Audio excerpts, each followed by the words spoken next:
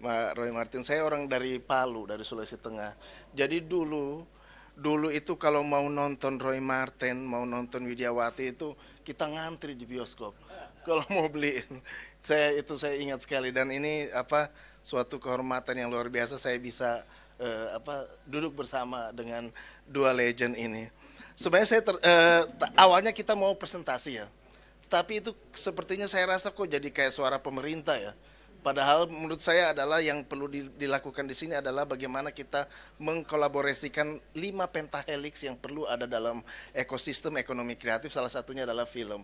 Pertama adalah pemerintah, betul Pak Surya Abdi, pemerintah. Tetapi yang kedua adalah juga perlu akademisi, mungkin akademisi yang kira-kira mungkin kajian-kajiannya yang membuat kita bisa melihat what we are going to do next. Yang ketiga adalah komunitas asosiasi, saya kira ini juga Cinematheque itu adalah komunitas asosiasi. Yang keempat itu adalah pelaku bisnis, pebisnis. Terus kemudian yang kelima adalah wartawan, media. Mungkin ini yang perlu kita segerakan. Yang kedua, saya tertarik tadi connecting tadi itu ya. Connecting history, connecting people, dan connecting culture. Kalau cara kita berpikir dialektis, maka sesungguhnya yang perlu juga adalah connecting future. Jadi ketika sesungguhnya ketika kita connecting history, sesungguhnya juga kita adalah connecting future. Biasanya ada mungkin salah satu ahli mengatakan bahwa sejarah itu berulang hanya dengan konteks yang berbeda.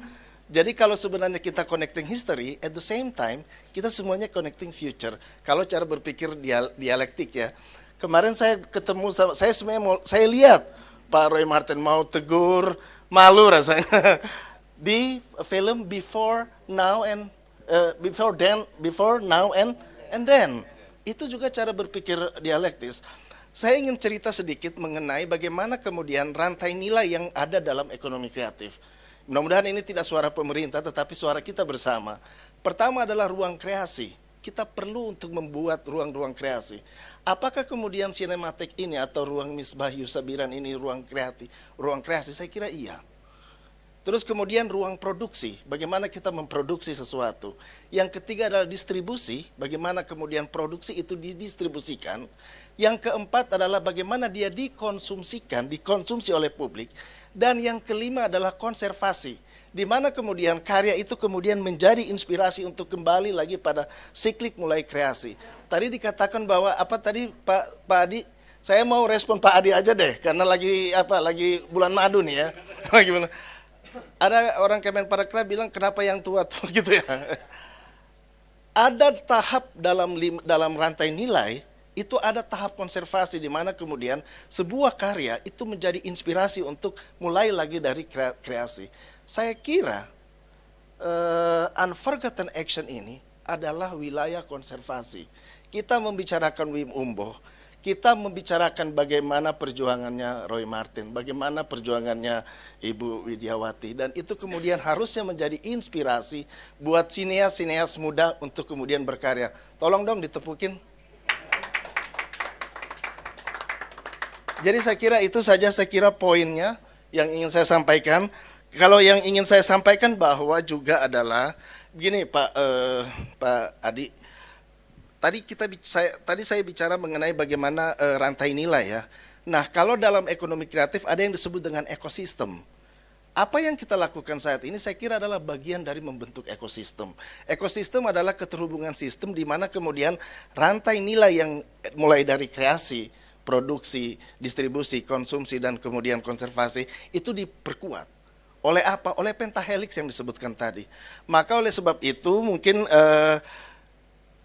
ini Pak Adi Surya Abdi, kalau bisa jangan hanya saya yang diundang kemari atau kemudian Bu Kiki ya, tetapi kemudian semua kedeputian yang ada.